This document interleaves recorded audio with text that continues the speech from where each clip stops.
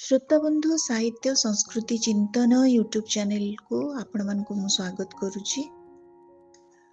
आमे आम चैनल तरफ विविध शिक्षा भित्तिक संस्कार भित्तिक एवं आम संस्कृति को विविध रूप में चिन्हिबा पाई अनेक आलेख आपण मानक उद्देश्य रे प्रस्तुत करुचु।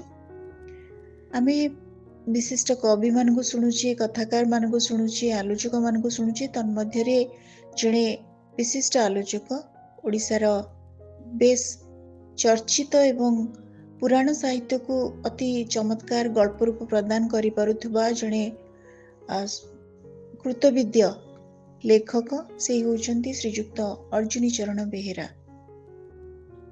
जड़े बैंक ऑफिसर भावरे तांकर वृत्तिगत जीवन रु बहु ऊर्ध्वरे तांकर साहित्य साधना। आज आम पाखरे तांकर एक चमत्कार आलेख अच्छी जहाँकि से पुराणर कथावस्तु आधारित। भगवान कृष्णंकर दुईटी बेश, गोटे होची कालिय दलन बेश आ गोटे होची धेनुकासुर पद भेष। आलेखर रचयिता श्रीजुक्त अर्जुनी चरण बेहेरा। द्वापर जुगर कथा। भगवान श्रीकृष्णଙ୍କ गोपपुर रे बाल्य लीला चली थाए। दिनकर कथा जे गोप बालक मानक सहित गाई चराउ चराउ कालिंदी ह्रद पाखकु प्रभु चली गले। सेई ह्रदरे कालियनाग सुकुटुंब बास करुथाए। सकुटुंब बास करुथाए। तार विष ज्वालारे संपूर्ण ह्रदर जल विषाक्त होई जाइथिला। सेई विषधर सर्पकु प्रभु दमन करी नाम बहिले कालिय गंजन। कालिय नाग नागमाता कद्रुंक संतान थिला। अन्य सर्पंक सह से पूर्वे रमणक द्वीपरे बास करुथुला। नाग मानकर शत्रु पक्षीराज गरुड़ रमणक द्वीपरे पशि नाग मानकु धरी भक्षण करुथिले। तांको कबळरु रक्षा पाइबा पई सर्प माने एक व्यवस्था कले। गरुडंक पई प्रतिदिन से माने प्रति परिवार पक्षरु एक वृक्ष तळे गोटे साप रखि देउथिले। गरुड़ एहाकु भक्षण करी तृप्त हेउथिले एवं आउ सर्प मानकु आक्रमण करुनथिले। कालिय नाग निजर विष ओ बल गर्भरे मत होई ए नियम को मानु नथिला। एथिपई थरे गरुड़ कालिय नाग को तीव्र वेगरे आक्रमण कले। कालिय मध्य तार 101 फणा को उठाई प्रबल फुत्कार करी गरुड़ आड़ंकु दंशन करिबार लागिला। माड़ी आसिला एवं दंशन करिबार लागिला। मात्र गरुडंक प्रचंड आक्रमण को से प्रतिहत करिया पे असमर्थ हैला। भୟରେ पळै आसी कालिंदी ह्रदरे आश्रय नेला। कारण एही ह्रदरे गरुडंको अभिशाप थिबारु तांकर प्रवेश निषेध थिला। अभिशाप विषय कालिय को जणा थिला। अभिशाप विषय थिला एहीपरि। कालिंदी ह्रदरु एकदा गरुड़ अतिशय क्षुधारु गोटी माछ धरी खाइदेले। से माछटी थिला माछ मानकर राजा।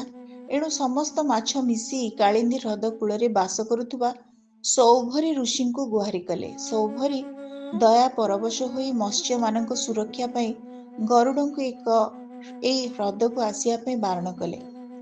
अभिशाप देई गरुडंको कहिले, तू ए ह्रदरे प्रवेश कले अविलंबे नाश होई जिवु।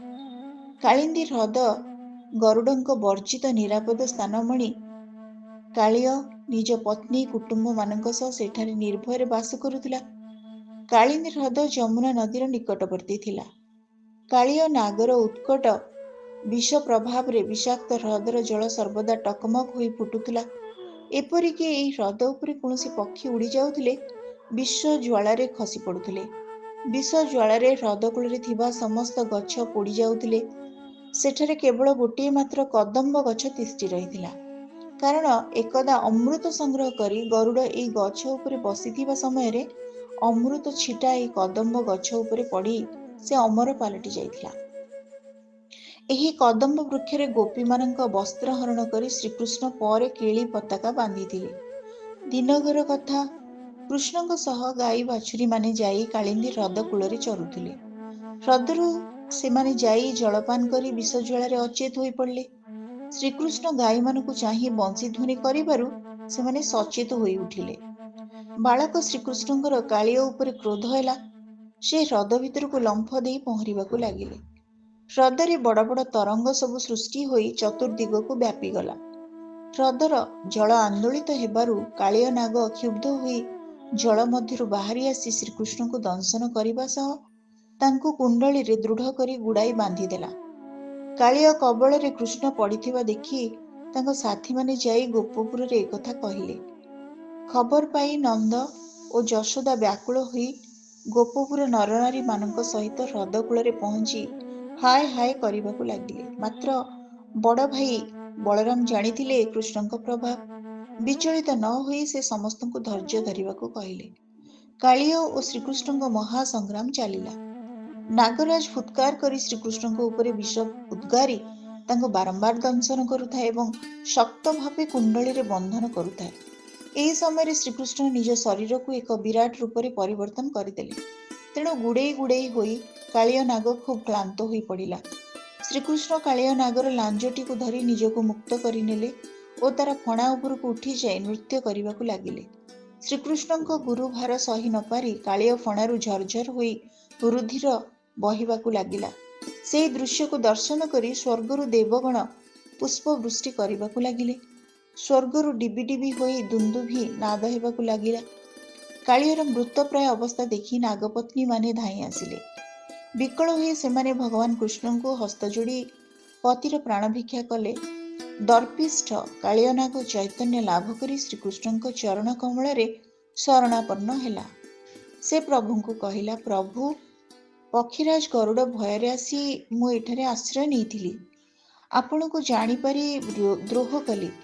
ଆପଣ ହିଁ ତ ମୋତେ ସର୍ପକୂଳରେ ଜାତ କରିଛନ୍ତି। ପ୍ରଭୁ, ଆପଣ ହିଁ ମୋତେ ଗରଳର ଅଧିକାରୀ କରାଇଛନ୍ତି। ସର୍ପର ସ୍ୱଭାବବଶତଃ ମୁଁ ଆପଣଙ୍କୁ ଦଂଶନ କରିଛି। ଭାଗବତରେ ଅଛି, ସର୍ପରେ ଜାତ କଲୁ ମୋତେ, ସ୍ୱଭାବ ଛାଡ଼ିବି କେମନ୍ତେ? ତାମସ ଗୁଣେ ଜାତ କରି ଗରଳେ କଲୁ ଅଧିକାରୀ। ତେଣୁ ମୁଁ କ୍ରୋଧ ବଶ ହୋଇ ସ୍ୱଭାବ ଛାଡ଼ି ନ ପାରେ। ଭଗବାନ କାଳିଅକୁ ଛାଡ଼ିଦେଇ କହିଲେ, ମୋ ପାଦ ଚିହ୍ନ ତୋରି ଫଣା ଉପରେ ରହିଲା। ମୋ ପାଦ ଚିହ୍ନ ତୋରି ଫଣା ଉପରେ ରହିଲା। ଗରୁଡ଼ ତୋର ଆଉ ଏଣିକି କୌଣସି କ୍ଷତି କରିପାରିବ ନାହିଁ। କାଳ ବିଳମ୍ବ ନ କରି ଏହି ହ୍ରଦ ଛାଡ଼ି ତୋର ପରିବାର ସହ ତୁ ନିଜ ବାସସ୍ଥାନ ରମଣକ ଦ୍ୱୀପକୁ ଚାଲିଯା। କାଳିଅ ପ୍ରଭୁଙ୍କୁ ବାରମ୍ବାର ପ୍ରଣିପାତ କରି ତାର ଜ୍ଞାତି କୁଟୁମ୍ବଙ୍କ ସହ କାଳିନ୍ଦୀ ହ୍ରଦକୁ ଚିରଦିନ ପାଇଁ ପରିତ୍ୟାଗ କରି ଚାଲିଗଲା। ଶ୍ରୀକୃଷ୍ଣଙ୍କ କାଳିଅ ଗର୍ଭଭଞ୍ଜନ କରି କୂଳକୁ ଫେରି ଆସିବା କ୍ଷଣି ରୁଣ୍ଡ ହୋଇଥିବା ଗୋକୁଳବାସୀଙ୍କ ମଧ୍ୟରେ ଆନନ୍ଦ ଖେଳିଗଲା। ମା ଯଶୋଦା ଓ ନନ୍ଦରାଜାଙ୍କ ଆନନ୍ଦ କହିଲେ ନ ସରେ। ମା ଯଶୋମତୀ କୃଷ୍ଣଙ୍କୁ କୋଳକୁ ଟାଣି ନେଇ ଆଉଁସି ଦେଲେ ଏବଂ ବାରମ୍ବାର ଚୁମ୍ବନ ଦେଇ କହିଲେ, ଆହା ମୋ କହ୍ନେଇ, କେତେ ଗୁଣୀ। ଶ୍ରୀମଦ୍ ଭଗବତ ମହାପୁରାଣରେ ବର୍ଣ୍ଣିତ କୃଷ୍ଣଙ୍କର ଏହି କାଳିଅ ଗଞ୍ଜନ ଲୀଳା କଥାବସ୍ତୁ ଆଧାରରେ ଭାଦ୍ରବ କୃଷ୍ଣ ଏକାଦଶୀରେ ଶ୍ରୀକ୍ଷେତ୍ରରେ ଅନୁଷ୍ଠିତ ହୁଏ ମହାପ୍ରଭୁ ଶ୍ରୀ ଜଗନ୍ନାଥଙ୍କର କାଳିଅ ଦଳନ ବେଶ। ଏହି କାଳିଅ ଦଳନ ଏକାଦଶୀ ବେଶ ପବିତ୍ର ଏବଂ ଏହା କାଳିଅ ଦଳନ ଏକାଦଶୀ ନାମରେ ପରିଚିତ। କୃଷ୍ଣ ରୂପୀ ଜଗନ୍ନାଥଙ୍କୁ ପ୍ରଭୁ କାଳିଅ ଗଞ୍ଜନ ଭାବରେ ବର୍ଣ୍ଣନା କରି ଭକ୍ତ କବି ଜୟଦେବ ଲିଖିଛନ୍ତି, କାଳିଅ ବିଷଧର ଗଞ୍ଜନ ଜନରଞ୍ଜନ ଯଦୁକୁଳ ନଳିନ ଦୀନେଶ ଜୟ ଜୟ ଦେବ ହରେ। କେତେକ ବୈଷ୍ଣବ ସାହିତ୍ୟରେ ଶ୍ରୀକୃଷ୍ଣ କାଳିନ୍ଦୀ ହ୍ରଦକୁ ମାମୁ କଂସ ଆଦେଶରେ ଲକ୍ଷେ ଭାର ପଦ୍ମ ତୋଳିବା ପାଇଁ ଯାଇ କାଳିଅ ଦଳନ କରିଥିଲେ ବୋଲି ବର୍ଣ୍ଣନା ରହିଛି। ଏଣୁ କବି ବନମାଳୀ ଦାସ ଲେଖିଛନ୍ତି, ସେଦିନ କଂସ ହୋଇଣ ରୋଷ ଲକ୍ଷେ ପଦ୍ମ ପାଇଁ ଦେଲା ଆଦେଶ। ପଦ୍ମ ତୋଳା ରସ କରିଣ ପ୍ରକାଶ ବଳେ ଛଳେ କାଳି ଦଳି ଦେଲାଟି। କେଡ଼େ ଛନ୍ଦ ଜାଣିଲୁ ସହି ନନ୍ଦ ରାଜାର ଟିକି ପିଲାଟି। କେଡ଼େ ଛନ୍ଦ ଜାଣିଲୁ ସହି ନନ୍ଦ ରାଜାର ଟିକି ପିଲାଟି। ସାପୁଆ କେଳାମାନେ ସାପ ଖେଳେଇଲା ବେଳେ ଶ୍ରୀକୃଷ୍ଣଙ୍କ ଏହି ଲୀଳା ପର୍ଯ୍ୟବେସିତ ପଦ୍ମତୋଳା ଗୀତ ଗାଇଥାନ୍ତି। କଂସର ଘରଣୀ ପଦ୍ମାବତୀ ରାଣୀ କଲା ସେ ଧନିତିରି ଓଷା। ଲକ୍ଷେ ଭାର ପଦ୍ମ ଦେବୁରେ କହ୍ନାଇ ନଥିବ ପାଖୁଡ଼ା ମିଶା। ଲକ୍ଷେ ଭାର ପଦ୍ମ ଦେବୁରେ କହ୍ନାଇ ନଥିବ ପାଖୁଡ଼ା ମିଶା। ସାପୁଆ କେଳାମାନେ କହିଥାନ୍ତି, ଭଗବାନ ଶ୍ରୀକୃଷ୍ଣ ହେଉଛନ୍ତି ଏହି ପଦ୍ମତୋଳା ଗୀତର ରଚୟିତା। ଓಂ ନମଃ ଶ୍ରୀକୃଷ୍ଣାୟ ଗୋବିନ୍ଦାୟ ଗୋପୀଜନ ବଲ୍ଲଭାୟ ରାଧାକୃଷ୍ଣାୟ ତେ ନମୋ ନମଃ।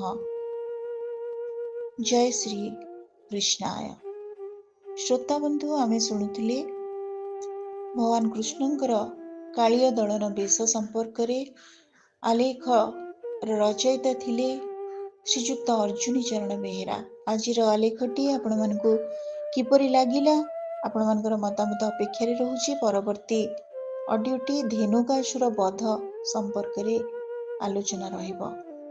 धन्यवाद।